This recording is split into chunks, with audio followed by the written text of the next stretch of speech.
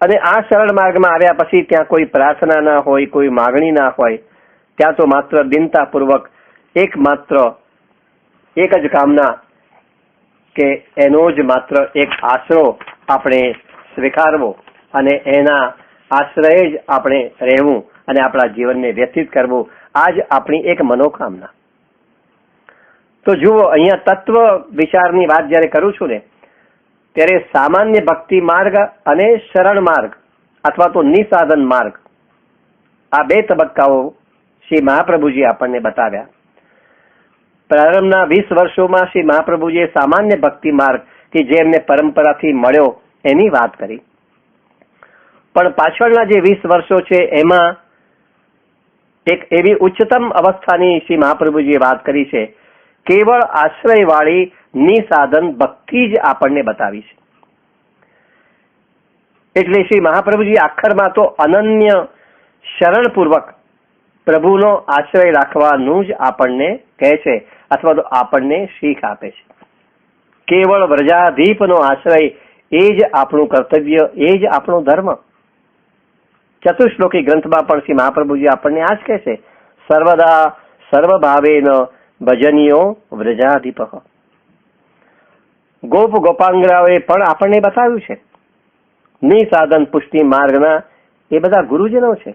ગોપી પ્રેમ કી ધ્વજા આપણે કહીએ છીએ. વિરહની સાક્ષાત આ મૂર્તિઓ કે જેમને કૃષ્ણના વિરહમાં દિવસોના દિવસો વિતાવી દીધા છે, અર્થાત એમાં એમનો કેવળ ભાવ એક સ્નેહ ભાવ એ જ મુખ્ય છે. તો કહેવાનું તાત્પર્ય શું છે કે શ્રી મહાપ્રભુજી આપણને જે ભક્તિ બતાવી છે આખરમાં, એ શું છે? આત્મનિવેદનાત્મક કૃપા માર્ગ અથવા તો સરળ માર્ગ. અને એ નવા રાહ ઉપર શ્રી મહાપ્રભુજીએ એમનું ઉત્તર જીવન વિરહ તાપની અંદર વ્યતીત કરવાનો આરંભ કર્યો છે. એટલે બીજા તબક્કામાં શ્રી મહાપ્રભુજી આપણને એક જ શીખ આપી અને એ છે શરણ માર્ગની, આત્મનિવેદનાત્મક શરણ માર્ગની. અને શ્રી મહાપ્રભુજીએ પોતે પણ એમનું ઉત્તર જીવન એ જ પ્રકારના વિરહ તાપની અંદર વ્યતીત કરવાનો આરંભ કર્યો છે. કોઈ પણ પ્રકારના ફળની આશા વિના ચિત્તને માત્ર ભગવદ પરાયણ જ રાખવું, એ જ માત્ર એક ઉપદેશ શ્રી મહાપ્રભુજી આપણને આપ્યો છે. ભગવાન જે કંઈ સારી નરસી પરિસ્થિતિ આપણને લાવીને આપે તો એની લીલા માનવાની. જીવે એમાં કશી પણ ચિંતા કરવાની જરૂર નથી. સર્વ રીતે સદા તેથી શ્રી કૃષ્ણ શરણમ મમ, એ સદા બોલતા રહેવું એ મારો મત કાયમ. તસ્માત સર્વાત્મના નિત્યમ શ્રી કૃષ્ણ શરણમ મમ વદદ ભિરેવ સતતમ જે મે મતિ, આ મારો મત છે. તો તાપ ક્લેશનો સતત અનુભવ એ નિસાધન પુષ્ટિ માર્ગનું પરમ તત્વ છે. તાપ ક્લેશ, હું દાસ છું, હું કેવળ આપનો જ છું, એનું સતત ભાન જીવે ત્યાં આગળ રાખવાનું જ હોય. તો આ માર્ગ શ્રી મહાપ્રભુજી આપણને બતાવ્યો. શ્રી મહાપ્રભુજીના આ નિસાધન પુષ્ટિ માર્ગનો સબળ આવિષ્કાર આપણને શ્રી ગોસાઈજીના જીવનમાં પણ પ્રાપ્ત થાય છે. આપણને વાર્તા ખબર છે કે જેમાં કૃષ્ણદાસ અધિકારીજીએ શ્રી ગોસાઈજીને શ્રીનાથજીના મંદિરમાં આવવાની મનાઈ કરી. અધિકારી હતા અને ગોસાઈજીને એ મંદિરમાં, શ્રીનાથજીના મંદિરમાં આવવા માટેની મનાઈ કરે છે. ત્યારે પોતે એને દૂર કરી શકે તેટલો અધિકાર એમનો હોવા છતાં પણ ગોસાઈજીએ એમ નથી કર્યું. 6 માસ સુધી ભગવાનના ઉત્કટ વિરહમાં શ્રી ગોસાઈજીએ વ્યતીત કર્યા છે. તાપ ક્લેશનો એમને અપાર અનુભવ કર્યો છે. એમાં પણ શ્રી મહાપ્રભુજીની માફક શ્રી ગોસાઈજીમાં પણ ઉચ્ચ કોટીના દિનતામૂલક નિસાધન પુષ્ટિ માર્ગનું સાચું દર્શન આપણને મળી રહે છે. ટૂંકમાં પુષ્ટિ જીવ તરીકે આપણી ફરજ છે કે પ્રભુને આપણા સ્વામી તરીકે સ્વીકારવા. અને આપણે એમના દાસ બનીને રહેવું, પ્રભુમાં અનન્યતા રાખવી, પ્રભુની શરણાગતિ સ્વીકારવી, પ્રભુને સમર્પિત બનીને રહેવું.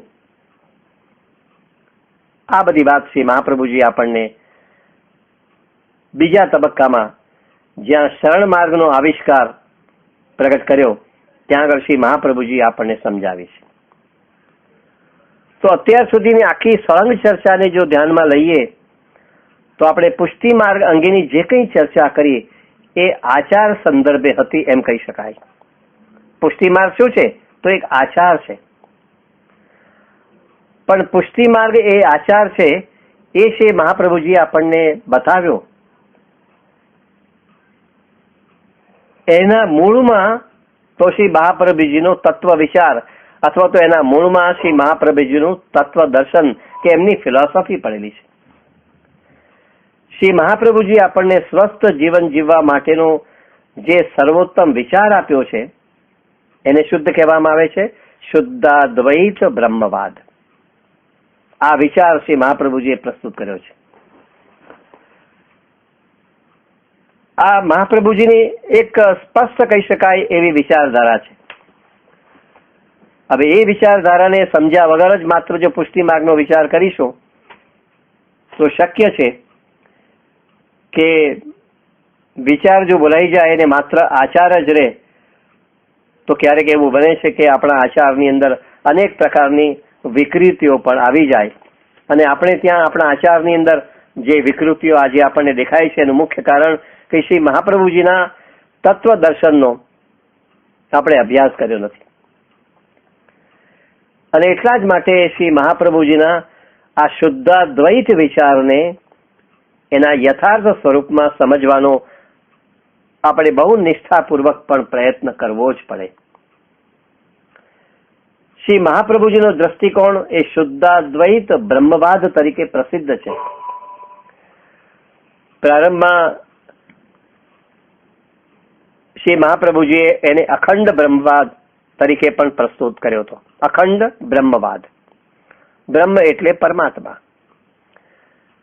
તેઓ અખંડ છે, અવિભાજ્ય છે અને એટલે ભક્તે ચરાચરમાં સમગ્રતયા ઈશ્વરના જ એમાં દર્શન કરવાના.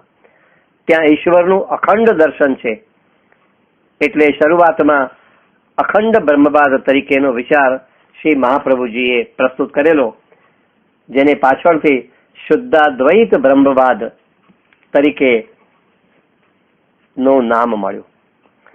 આ શુદ્ધાદ્વૈત શું છે એ આપણે સમજી લેવું જોઈએ. મહાપ્રભુજીનું અહીંયા જે ચિંતન છે ને એ બિલકુલ મૌલિક કહી શકાય એવું ચિંતન છે.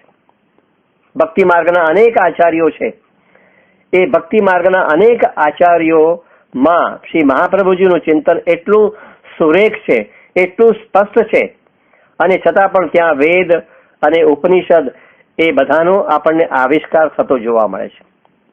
આ શુદ્ધાદ્વૈત એટલે શું? તો બે શબ્દો છે, શુદ્ધ વત્તા અદ્વૈત. શુદ્ધ અને અદ્વૈતને ભેગા કરીએ એટલે શુદ્ધ અદ્વૈત થાય. તો અહીંયા કોનું અદ્વૈત છે? તો બ્રહ્મ, જગત અને જીવનું અદ્વૈત છે. બ્રહ્મ, જગત અને જીવ આ ત્રણેયનું સ્વરૂપ એક જ છે. આ ત્રણેય વચ્ચે કોઈ પણ પ્રકારનો તફાવત નથી. એ શ્રી મહાપ્રભુજી માને છે. ક્યારેક એ જુદા દેખાય છે એનું મુખ્ય કારણ આપણી વચ્ચે રહેલી માયા છે. એટલે બ્રહ્મ એની માયાને કારણે જીવ અને જગતથી જુદા જણાય છે, પણ એ માત્ર આપણો ભ્રમ છે.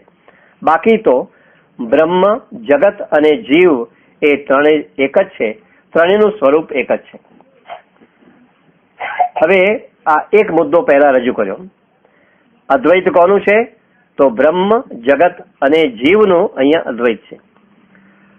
હવે શુદ્ધની પર વાત આવીએ તો બ્રહ્મ કેવો છે? શુદ્ધ છે. બ્રહ્મ એટલે પરમાત્મા. એની પણ આપણે આગળ વાત કરવાના છે, પણ ગૂંચવણ ન થાય એટલા માટે અહીંયા આગળથી હું કહું છું. બ્રહ્મ એટલે પરમાત્મા, એ શુદ્ધ છે. અને બ્રહ્મ જો શુદ્ધ હોય તો જીવ અને જગત પણ શુદ્ધ જ હોઈ શકે.